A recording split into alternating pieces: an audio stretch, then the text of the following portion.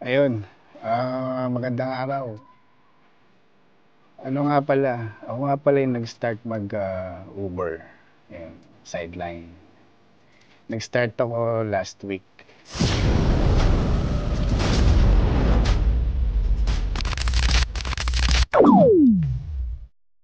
October 1. Tinry ko lang siya ng the whole week. Actually, hindi, ano pala yun? Bali, 4 days lang kasi ang October 1 nga pala is Tuesday. So, 4 days. So, bumiyahe ako ng Uber every morning. So, tinry ko lang kung maganda siyang side hustle at saka kung magkano yung magiging earnings. And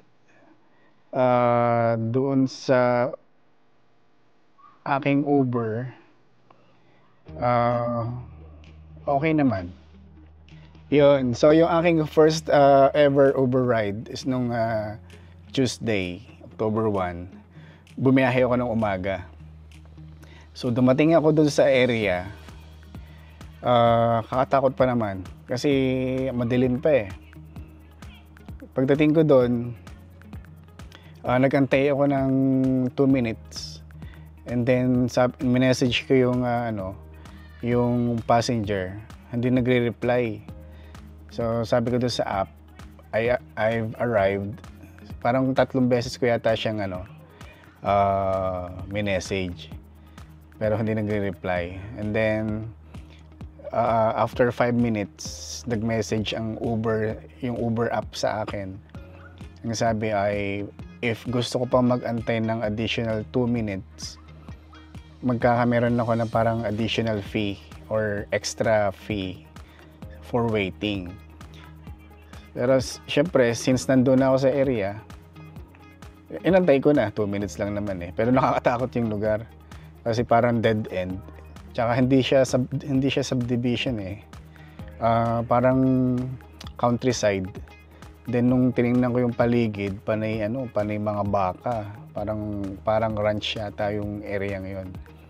Ayun, then kinancel ko na. Nilagay ko lang doon sa app. Passenger ano ba, nakamutan ko yung English nun eh. Parang passenger didn't arrive, parang ganon. Tapos yun ang aking first ever Uber trip. Sabi ko nga baka yung wag naman sanang magandang wag sanang masamang yun, parang pinaka premonition Pero yun ang aking unang trip, kinancel ko kasi hindi dumating yung passenger. And then yun, binayaran ako doon ng Uber ng $15 and 6 cents. Siyempre walang tip yun kasi wala akong passenger. Pero at least yung pagpunta ko doon hindi nasayang. Then yung aking next trip, papunta naman ng Sacramento Airport. Ayun, from Rancho Cordova to Sacramento Airport. And then yung pangatlo, from dun malapit sa Jollibee Sacramento, hanggang dun yata yun sa may Kaiser Permanente Hospital. So yun. So yung aking first day, actually kumita ako ng almost $55 yung aking first day. And then yung aking second day naman, ganun din, nag-average din ako ng $50.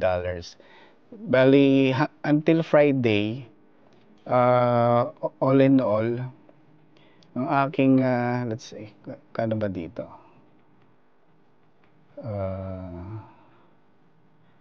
Last week, basta ilalagay ko rito kung magkano naging total ko nung 4 days na biyahe ko.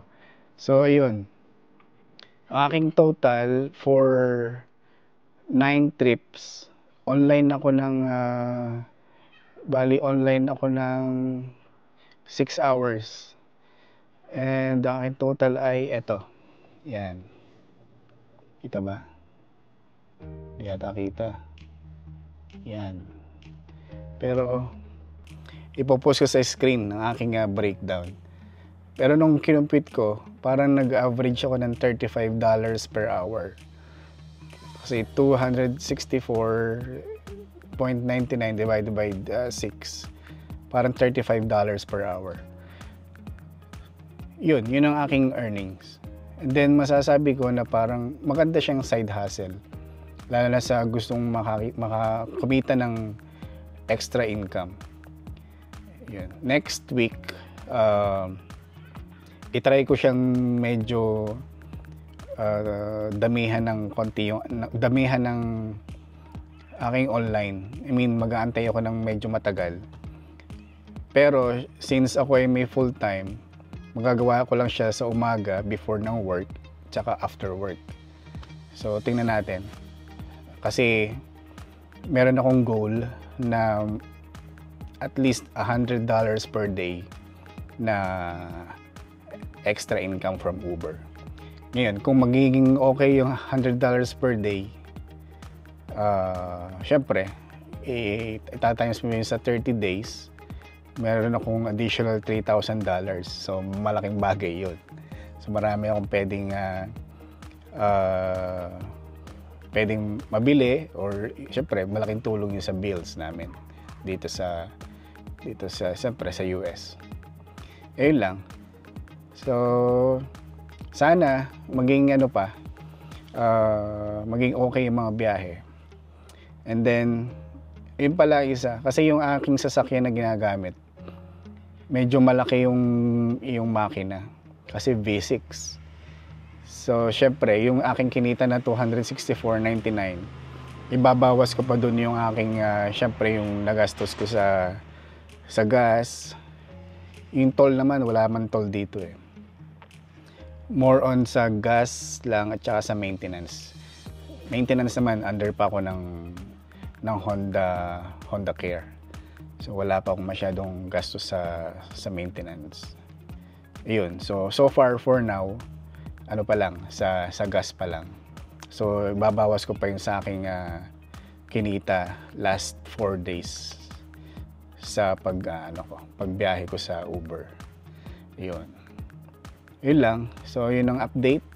So, kung nagtatanong kung maganda bang sideline ang Uber, sa akin, initially, kumita ko ng $35 per hour, which is not bad. Malaking income na yun. Yun. Para na ako nag-overtime, di ba? Yun lang. So, good luck sa ating lahat. Ang alam ko marami akong kakilala na nag-Uber.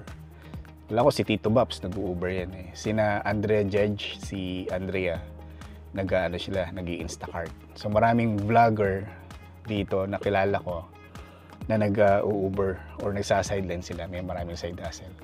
Yun. Dito kasi sa Amerika, basta masipag ka, wala kang hindi ka magugutom. Maraming sources of income. Ayun. Yun lang. Good luck.